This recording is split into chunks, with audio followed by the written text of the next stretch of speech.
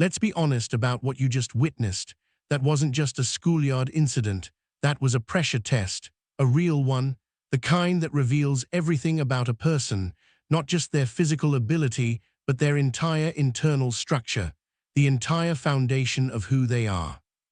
They didn't warn him. One moment he is just there, walking, smiling, talking to the girl beside him. The next moment one of them steps forward. The movement is slow and deliberate. He lifts a cup of soda directly over his head and pours it. Not a throw, not a splash. A pour, slow, cold, calculated. Every last drop falls. The liquid runs down his face, into his collar, and soaks through his shirt. The laughter comes instantly, loud and immediate, the kind specifically designed to carry. The three of them stand there grinning, watching him drip, watching her freeze, watching the other students stop and stare. They are all waiting to see what the soaked boy will do next. He does not explode. He does not run. He stands completely still. In that stillness, something shifts. Nobody in that crowd can name it yet. Nobody knows who he is. They are about to find out. Stay with me, because what happens in the next few minutes on this street corner in Hong Kong is going to change how you think about real power, where it comes from, what it actually looks like. Hong Kong, 1958. The school day is ending. The hallways of St. Francis Xavier's College empty in waves. Students spill through the iron gates onto the streets of Kowloon. Their voices rise into the late afternoon heat. The air smells of salt water and diesel and something frying 2 blocks away. The sun hangs low and yellow over the harbor. Shadows stretch long across the pavement. He walks out with her. They have been classmates for 2 years. She is smart and quietly funny, laughing at things most people miss. He has been trying to make her laugh all afternoon, and he has been succeeding. That means his guard is lower than usual. His hands are loose at his sides. His jacket hangs open. He is smiling genuinely, the way a 17-year-old smiles when the moment is good and the company is better. He is lean, not tall. Not by any measure the street uses to calculate threat. Medium height, shoulders that suggest something without announcing it. There is a precision to his movement, a quality of intention in each step that most people would not notice and could not name. He just looks like a boy walking out of school with a girl. That is exactly what they see. 3 of them lean against the gate column. This kind of group forms in every school in every city, built on the shared currency of making other people feel smaller. That is how they make themselves feel bigger. They are older than they look and louder than they need to be. They have been watching the students file out for 20 minutes selecting. He is smiling, unguarded, distracted by good company. He is exactly what they were waiting for. What happens next takes less than 4 seconds. One of them moves.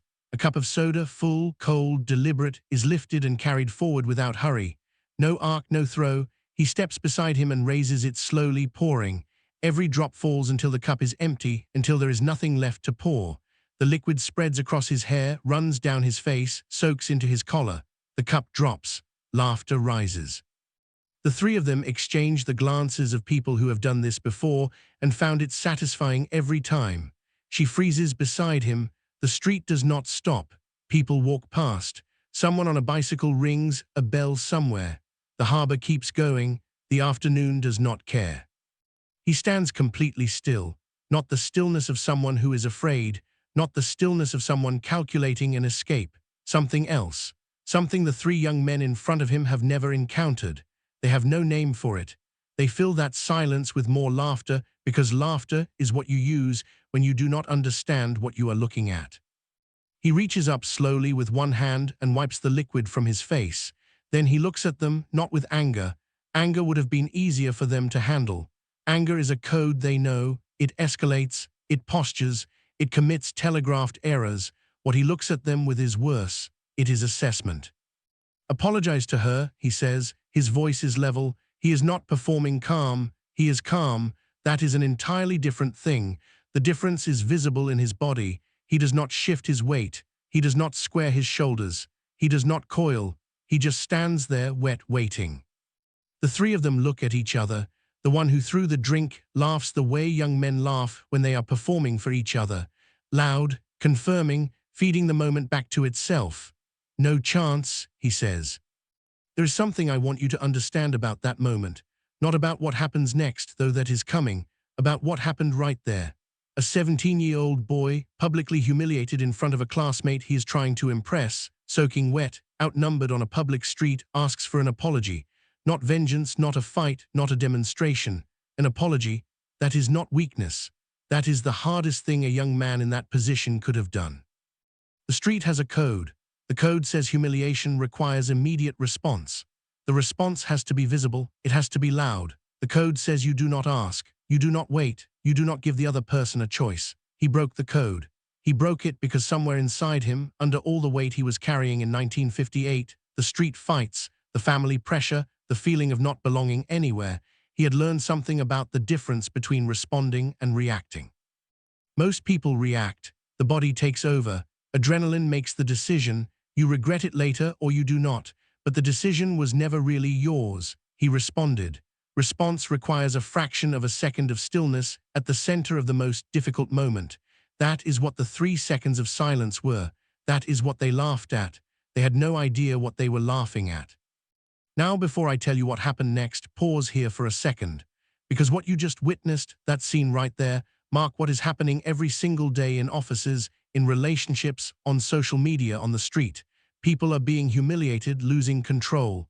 They react out of fear, out of insecurity, out of emptiness, because they have no foundation inside. No discipline, no philosophy, no code. We live in a world that is louder than ever and weaker than ever. Disrespect has become normal. People cannot control their words, their bodies, their emotions because nobody ever taught them how. Bruce Lee knew something that almost no one talks about. It was not just his hands. It was not just his speed. It was the combination. A trained body, a controlled mind, a proven diet. And a philosophy so precise that nothing from the outside world could shake what he had built on the inside. Here is what is almost criminal. Nobody has ever put all of that together in one place, accessible to everyone. Until now, the Bruce Lee Code brings together his complete philosophy, the exact training method behind that body, the diet science that took 40 years to confirm, and real stories about Bruce Lee that Hollywood buried and most people will never hear. This is not just a book about Bruce Lee.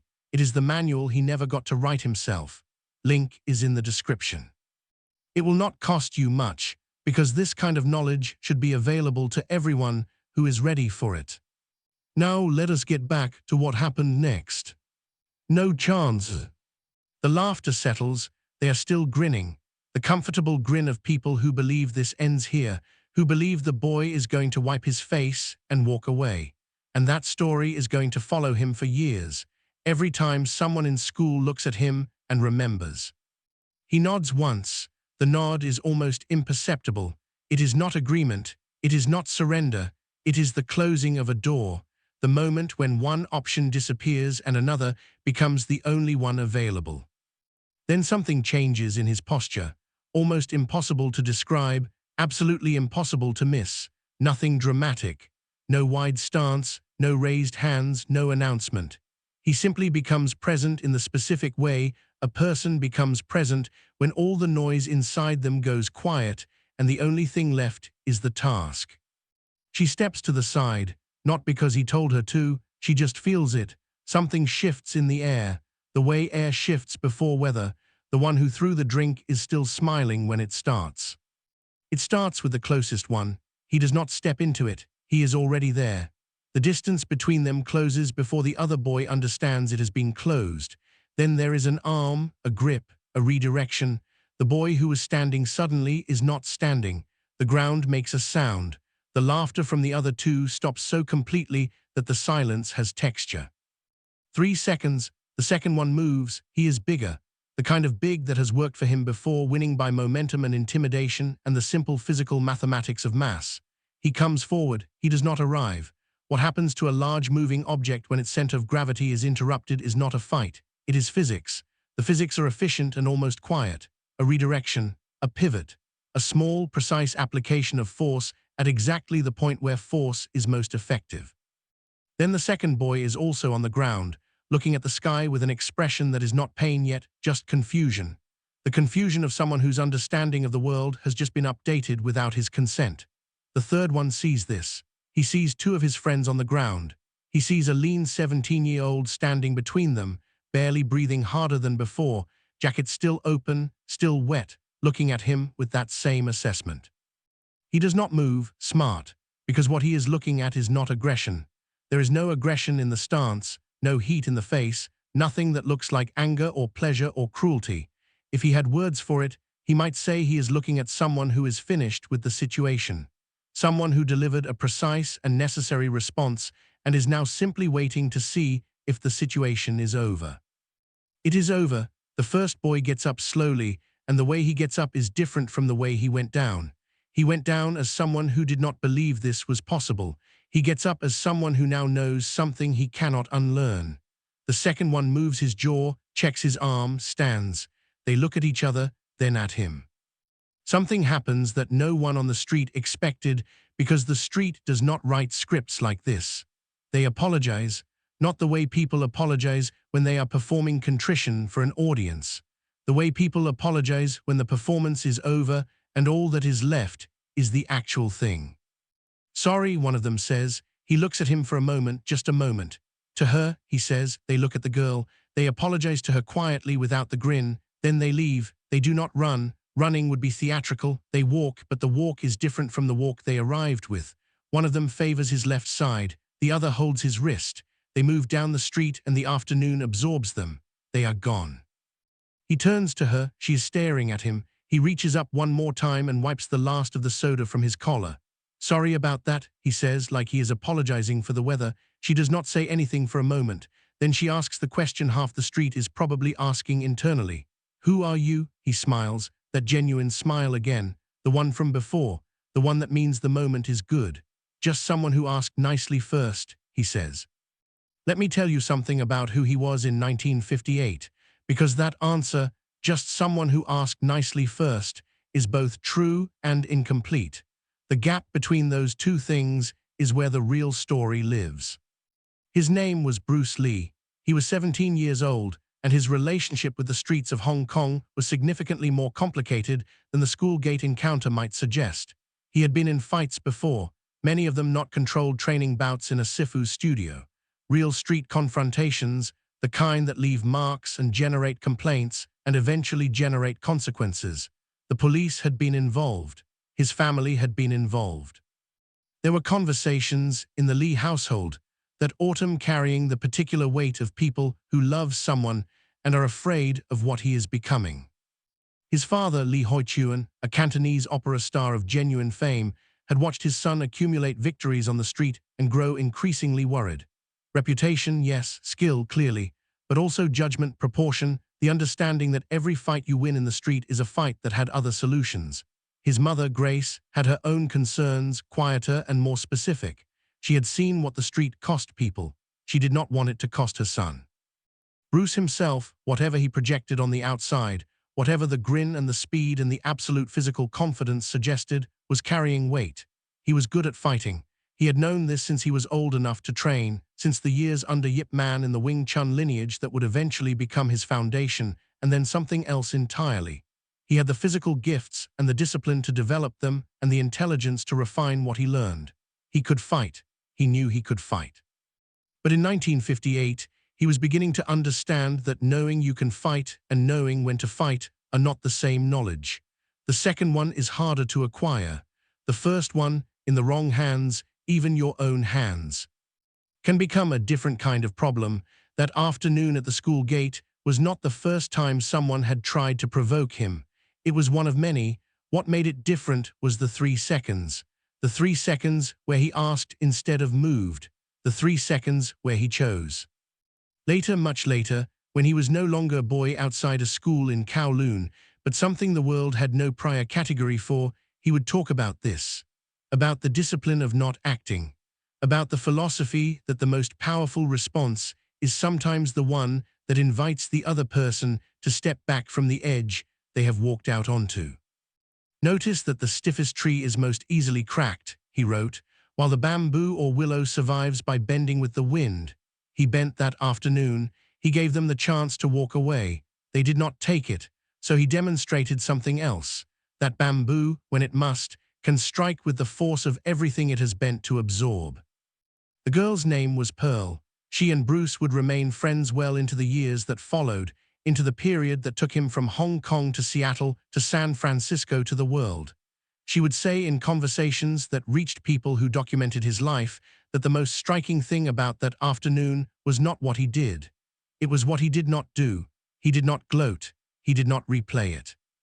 He did not walk down the street with a different energy in his body, the way young men walk after winning something in front of someone they want to impress. He just walked. It was like it happened, and then it was finished. She said like he filed it away and moved on. She had never seen anyone like that. Most people have not, because the way we are taught to understand strength, the way stories teach it, the way movies teach it, the way the street teaches it, is that strength is expressed outward, demonstrated for audiences, confirmed by response. You do the thing, then you watch the reaction. The reaction tells you who you are. Bruce Lee had a different structure. He already knew who he was. The reaction confirmed nothing. The audience proved nothing.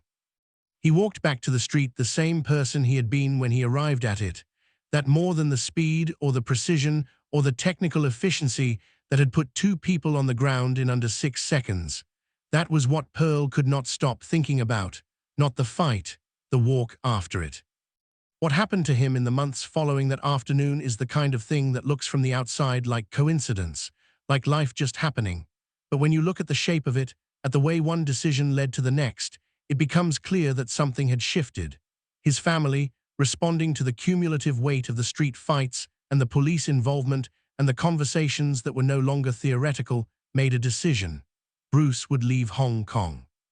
He would go to the United States, to San Francisco, where he had been born, where he technically held American citizenship by the accident of his father's touring schedule in 1940. He left in 1959. He was 18 years old. He had less than $20 in his pocket. He had Wing Chun in his hands and a philosophy beginning to form in his mind and a restlessness that needed the world to be larger than Kowloon to contain it. He found it. What he built from that departure, from that boy walking out of school wet and choosing stillness, from that 17-year-old who asked nicely first, became something for which no category existed. Not just a martial artist, not just an actor, not just a philosopher, a human being who decided to find out what was possible when you refused to accept the ceiling anyone puts above you. The world had never seen it. It has not seen it since. Those men walked away from Bruce Lee that day with something they did not expect to carry. Shame. Not because he humiliated them, but because without saying a single word at the end of it, he showed them the difference between a man who reacts and a man who is built. I want you to think about your own life for a moment.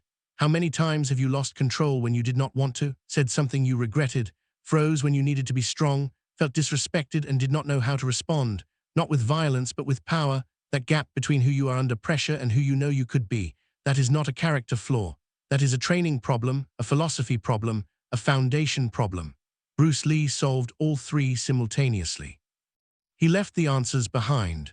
The training, the diet, the mental philosophy, and the hidden stories that reveal exactly how he became who he was. The parts that never made it into any documentary, any interview, any film. Almost no one has managed to bring all of this together in one single place because it takes years to find, to study, to understand. I spent that time so you do not have to. The Bruce Lee Code. Everything he was, everything he built, everything he knew, condensed into one book at a price that has no excuse not to be in your hands. Because this kind of knowledge changed one man into a legend. Imagine what it can do for you. Link is in the description.